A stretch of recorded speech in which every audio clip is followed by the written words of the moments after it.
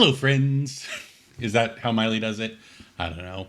She normally starts these things off, but it's just me today because I wanted to do a video that Miley has done before where she's read a book or a book series and kind of given her thoughts and recommendations and all that kind of stuff. And so I wanted to do that because I've been reading more this year. I'm working on books 7 and 8. I'm doing one audio and one physical. And the first set of audiobooks that I listened to were the Mistborn Trilogy, the first trilogy by Brandon Sanderson. The Final Empire, The Well of Ascension, and The Hero of Ages. And I listened to all of them, and they were great, and I loved them. Not to, spoil my thoughts, but I wanted to talk about them and recommend them to you all because I think that they are really good books, and I think that they are worth reading. And I think they present fantasy in a really interesting way because, for those of you that don't know, I'm a big old nerd, and I like fantasy stories like Lord of the Rings, the high fantasy where you're in a completely different world as opposed to what is categorized as low fantasy. It's not a specification of quality, but Lord of the Rings is high fantasy because it's a totally different world, and Harry Potter is low fantasy because it's our world, but with magic.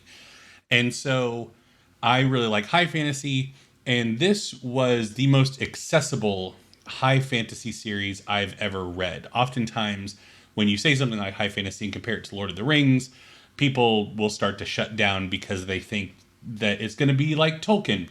Not to dog him, I love the way Tolkien writes, but it's not the easiest thing for a new reader to get into, if that makes sense. I mean, there are song breaks in the book, which is weird for a lot of people.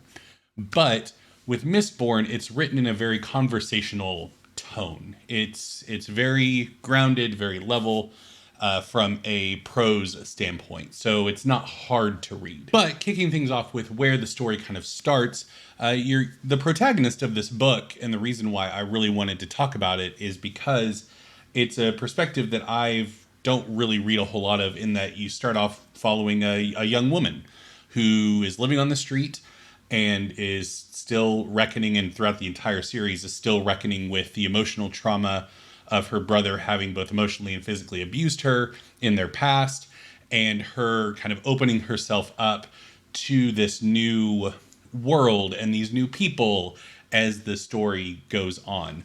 But kind of the boilerplate and how the author, Brandon Sanderson himself, kind of describes the book series is, what if at the end of Lord of the Rings, Frodo gets the ring to Mount Doom, and then Sauron looks over and goes, "Oh, my ring, thank you," and takes it and wins.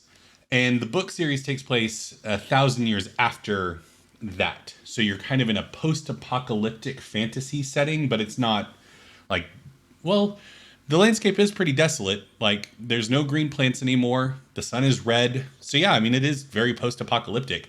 But there are cities, there is an economy, there is a hierarchy. It's not like a wasteland in the structural sense. Anyway, gonna be a lot of tangents and rabbit holes in this video, I feel like. But what if that's the world, but then Ocean's 11? Like, there's a crew of people that want to steal something from the Lord Ruler, is his title. The person that's been ruling over the Final Empire, the name of the book, for 1,000 years. And so putting together a crew, and there's lots of like training and little jobs to set up the big job. And it's super fun. It's a really fun read. And there's a lot of, I would never classify these books as mysteries, but there are a lot of twists and revelations. And by the time you get to the last book, like, the most mundane things turn out to be so important from like the first book.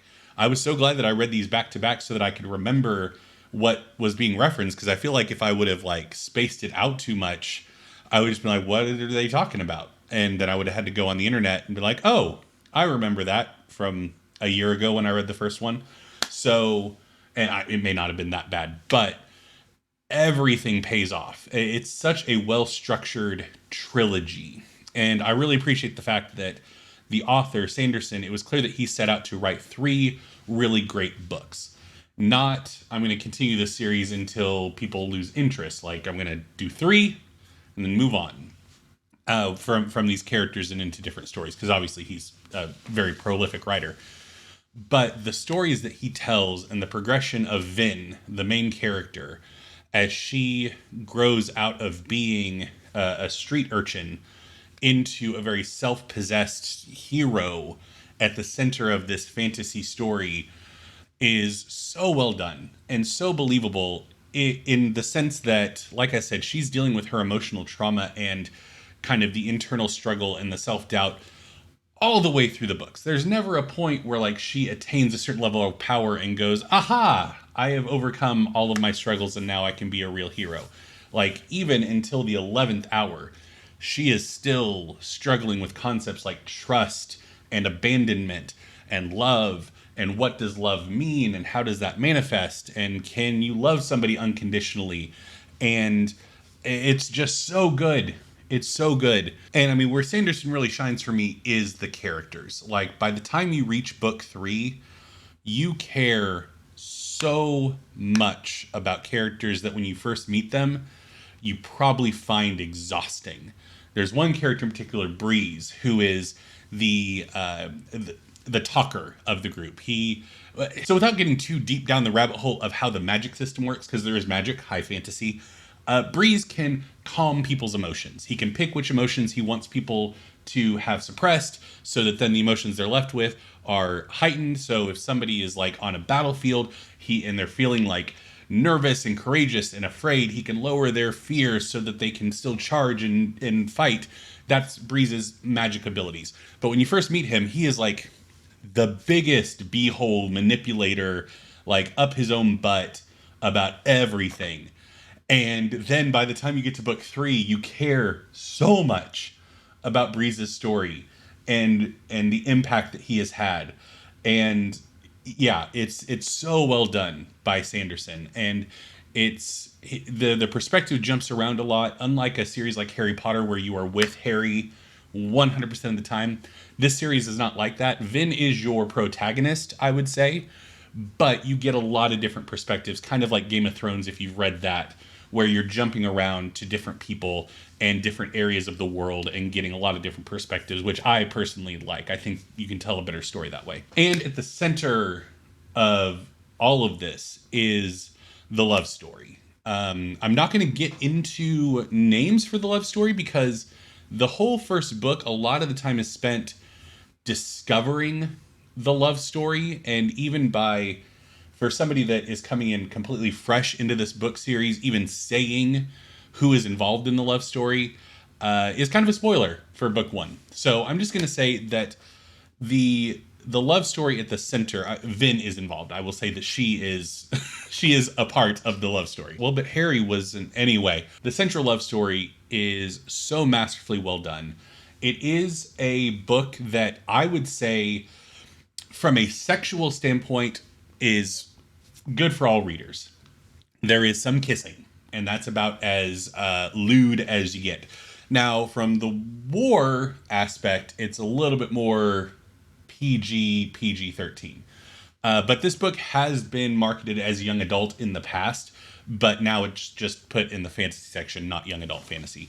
So I will say, if you're more concerned about lewdness, you're totally good. No worries there.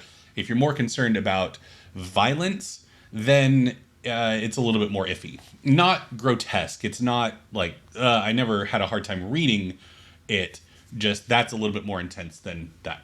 Anyway, with the love story, it's so well done because you get the perspective of both people involved. You get inside their head in different parts of the book, and the struggles that they have of feeling like they're inadequate compared to their partner, but for completely different reasons, but yet you understand it. And when I was talking to Miley, I talked to her on the phone yesterday about the books.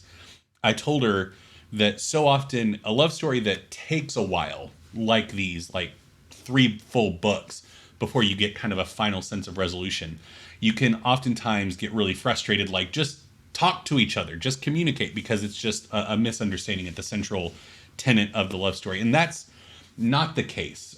Open communication would benefit any relationship, but I will say that in the case of Vin's love story, it's very much about 2 people needing to become comfortable with who they are and kind of acknowledging who they are and reconciling all these different parts of themselves into one whole in order to then be able to give themselves over to their partner in a meaningful and truly loving way. And that's great because both of the people, Vin and her partner, have a lot of stuff that they have to parse through over the course of 3 books. And it never feels rushed. It never feels like a slog. It feels really well paced. And by the time you reach the end of the books, you have a great, it ties a wonderful bow on it, is what I will say. The only thing that I would say is, as a detraction of the book, is the villains feel very... the villains leave big legacies after they're gone, but each book has a different antagonist, I would say. And so you're following these same characters, and the story is cohesive. It's still one story, but you don't really have a strong sense of who the antagonists are from book to... It takes a while to build up who the antagonist is. You have a different kind of obstacle each book, which, put up against all the pros, pales in comparison. It's wonderful. And even if I were to reread these, I might like scratch that from my cons and be like, no, it makes total sense why you would do it this way. But I will say that that was the only thing, is there wasn't one cohesive antagonist all the way through the series, at least that you're aware of all the way through the series. So yeah. What did you all think of this? Did you like hearing me talk about books as much as you like hearing Miley talk about books? I hope so. And yeah, let me know down below. Have you read the Mistborn Trilogy? Have you read just one of them? Hopefully the first one. If you've only read the first one, why did you stop? Let me know. Or have you read other Brandon Sanderson books? I'm currently working on another book of his, The Way of Kings, which is much longer and very dense. And it's really good. Sanderson's writing style is very accessible, like I said, but there's a lot to start off this book. And then I'm also physically reading, physically reading the Dresden Files books, which there's like currently 17 books in that series, and there's going to be 22 total. So it'll be a while before I can do a video like that on the Dresden Files. But it's really good. I would also recommend that. That one is rated R, though. Not for lewdness, violence. A little bit of lewdness, but a lot of violence. So that one is for adults only. I hope you enjoyed this video. Let me know what you thought down below. If you have any book recommendations, I'm trying to go kind of fantasy, both urban fantasy. The Dresden Files is low fantasy. It's set in modern day Chicago. The first book was in the year 2000. But I'm also doing a lot of high fantasy with Sanderson. So if you have recommendations, let me know down below. Thank you all so much for watching. Be sure to like the video, subscribe to the channel, smash the subscribe button. In fact, that's what I say. And yeah, thank you all so much, and I will see you next time.